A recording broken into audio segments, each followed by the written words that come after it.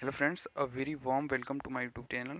In this video we will going to discuss with you all about present indefinite tense. First video में हमने ये clear किया कि tense क्या होते हैं, टेंस का डिफिनेशन क्या होता है एंड टाइप ऑफ टेंस कितने होते हैं।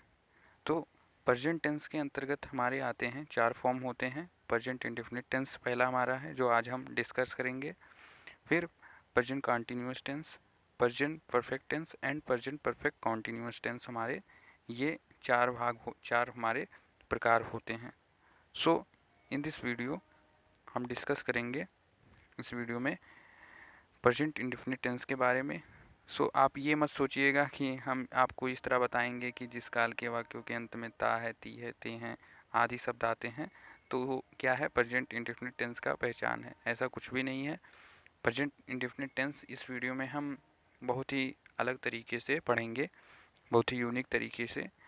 ये रटने वाला हम नहीं पढ़ेंगे।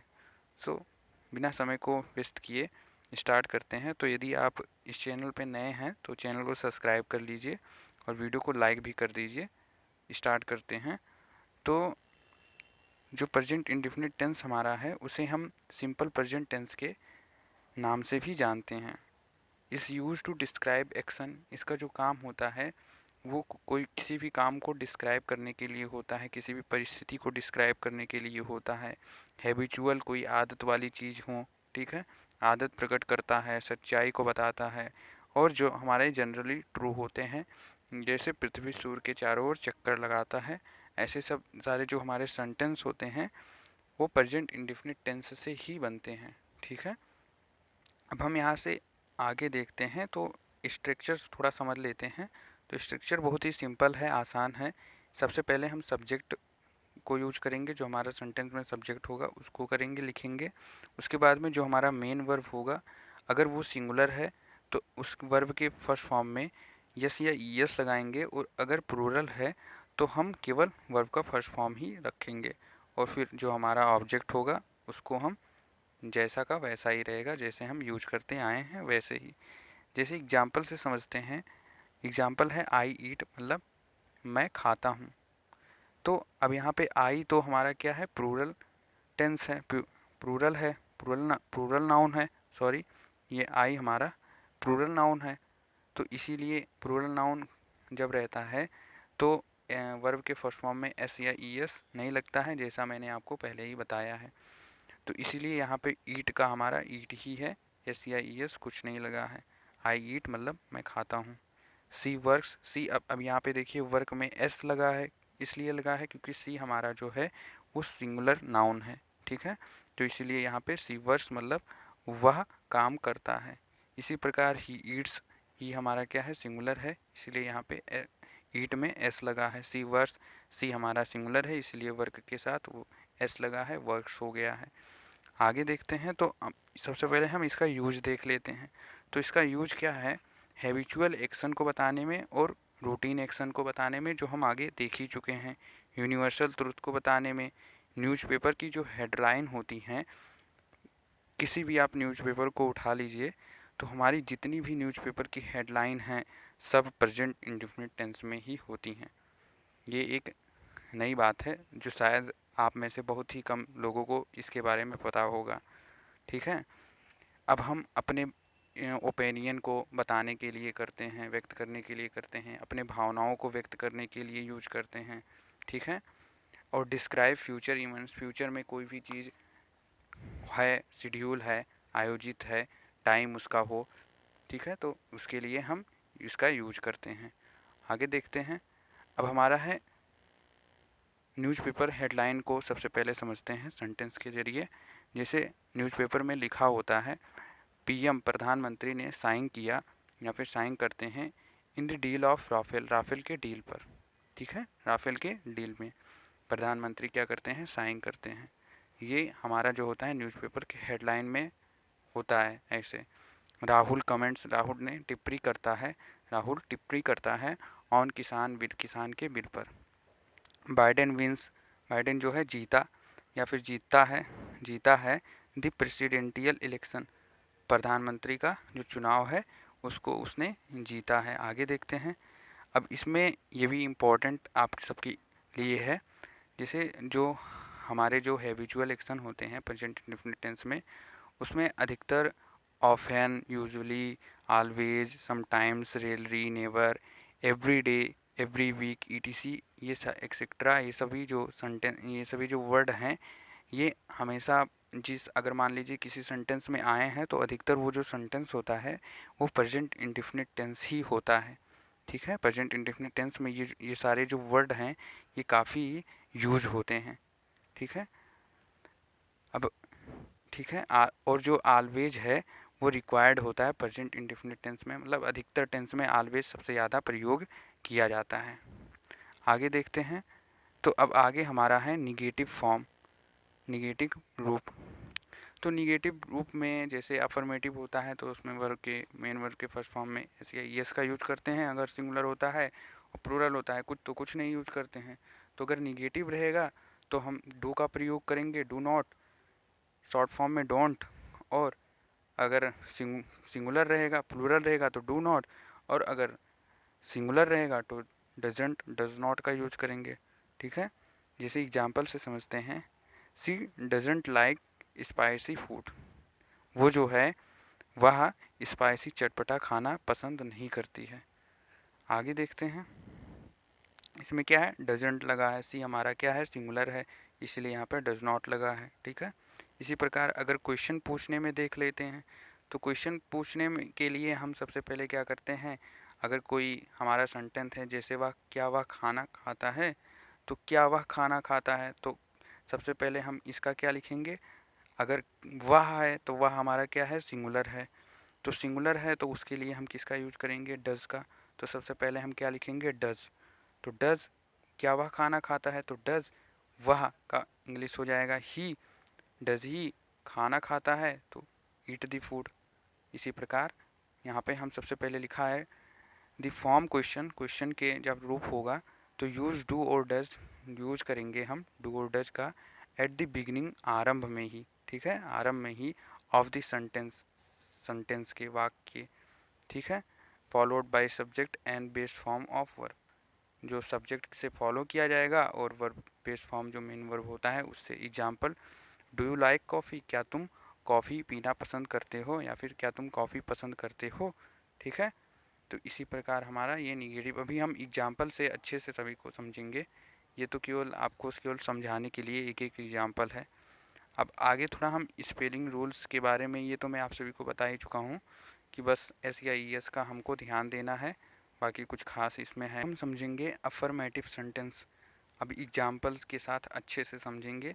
स्ट्रक्चर मैंने आपको बता ही दिया है, सब्जेक्ट प्लस मेन वर्ब के साथ अगर सिंगुलर है तो एस या ई एस लगेगा, और वर्ब का और हमारा ऑब्जेक्ट रहेगा, और अगर प्लूरल है तो एस या ई एस नहीं लगेगा, केवल वर्ब का फर्स्ट फॉर्म रहेगा और हमारा ऑब्जेक्ट रहेगा। जैसे I work in a office, में कार्यालय में क्या करता हूँ, काम करता हूँ। आई हमारा क्या है, प्लूरल है, इसलिए यहाँ पे वर्क का यूज हुआ है, वर्क के साथ यस या ई एस का यूज नहीं हुआ है। ही सिंग्स ब्यूटीफुली, वह जो है गाती है बहुत ही सुंदर, वह बहुत ही सुंदर गाना गाती है। ठीक है, अब यहाँ पे सी हमारा क्या है, सिंगुलर है, इसीलिए यहाँ पे वर्ब के फर्स्ट फॉर्म में मेन वर्ब के साथ एस का यूज हुआ है। आगे है दे प्ले सोकर्स, सोकर होता है, सोकर मतलब होता है फुटबॉल, एवरी संडे, वो जो है फुटबॉल खेलते हैं प्रत्येक रविवार को। ठीक है, अब यहाँ पे प्रत्येक रविवार को देखिए, यहाँ पे वे फुटबॉल खेलते हैं प्रत्येक रविवार को, तो ये क्या है, हैबिट ही तो है, रूटीन ही तो है, तो इसलिए ये हमारा क्या है, प्रेजेंट इंडेफिनिट टेंस की पहचान ये है। ये नहीं कि जिस काल के वाक्यों के अंत में तातीते आते हैं, ऐसा कुछ नहीं है।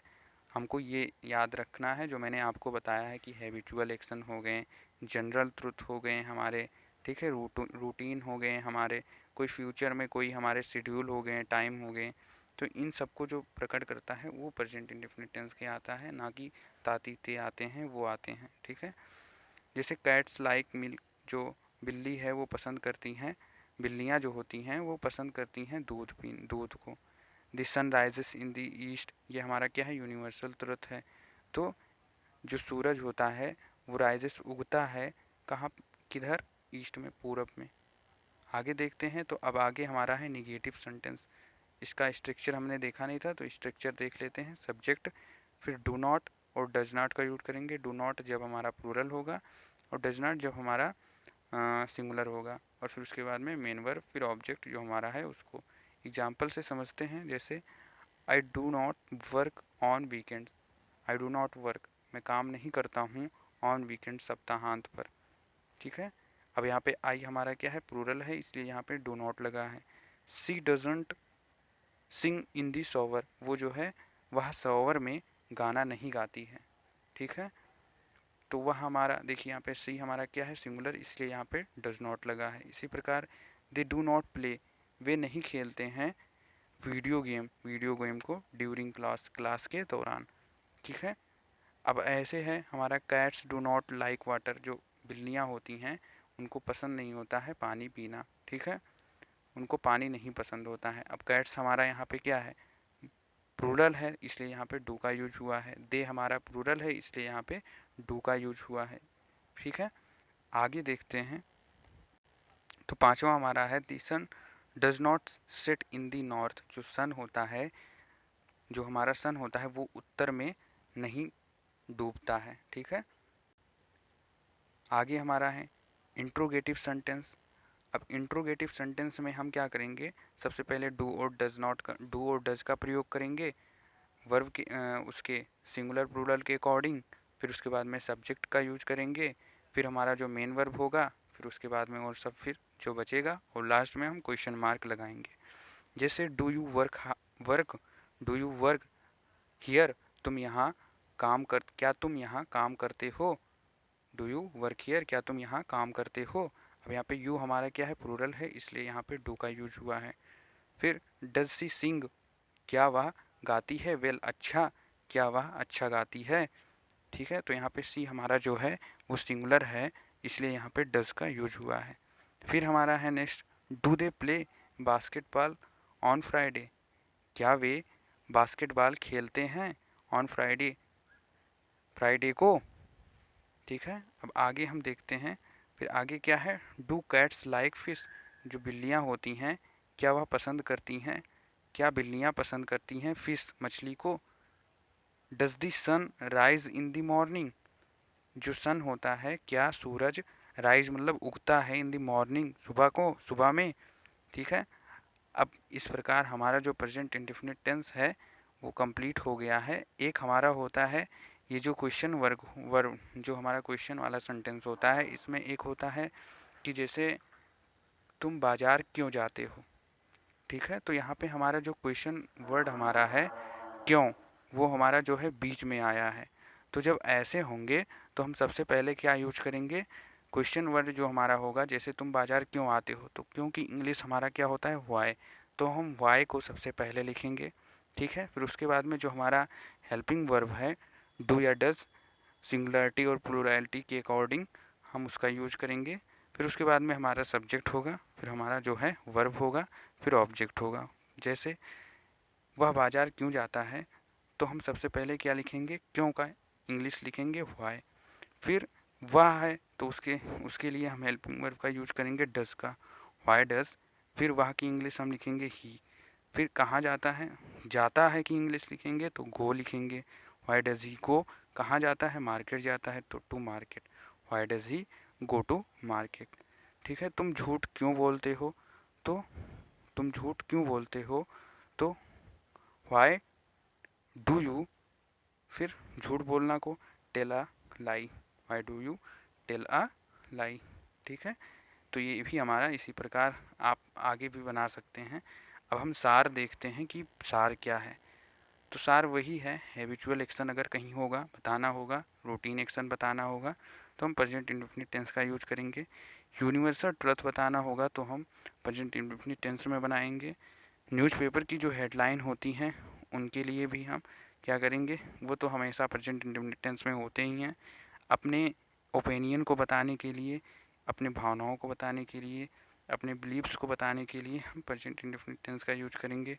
Describe future events in schedule, कोई भी फ्यूचर की जो इवेंट होंगी, जैसे ट्रेन कल 3 बजे आएगी, प्लेटफॉर्म पर आती है, जैसे ये हमारा जो टाइम हो गया, जैसे जो ट्रेन होती हैं वो 3 बजे प्लेटफॉर्म पर आती हैं या 8 बजे प्लेटफॉर्म पे आती हैं, ये उनकी रोज़ की टाइमिंग हो गई। तो अगर कोई ऐसा कोई शेड्यूल बताना होगा तो उसके लिए हम यूज करेंगे। सो फ्रेंड्स, यदि वीडियो पसंद आया हो तो वीडियो को लाइक कर दीजिए और साथ ही साथ चैनल को सब्सक्राइब कर दीजिए। मिलते हैं नेक्स्ट वीडियो में। Thanks for watching.